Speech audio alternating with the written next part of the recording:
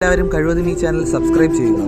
നിങ്ങൾക്ക് അതിലൂടെ ഒന്നും നഷ്ടപ്പെടാനില്ല, പക്ഷെ ഞങ്ങൾക്ക് അതൊരു വലിയ പ്രോത്സാഹനമായിരിക്കും. എല്ലാ ചങ്കൈമേഴ്സിനും മിസ്റ്റർ എന്ന ചാനലിലെ പുതിയൊരു വീഡിയോയിലേക്ക് സ്വാഗതം ഗൈസ്.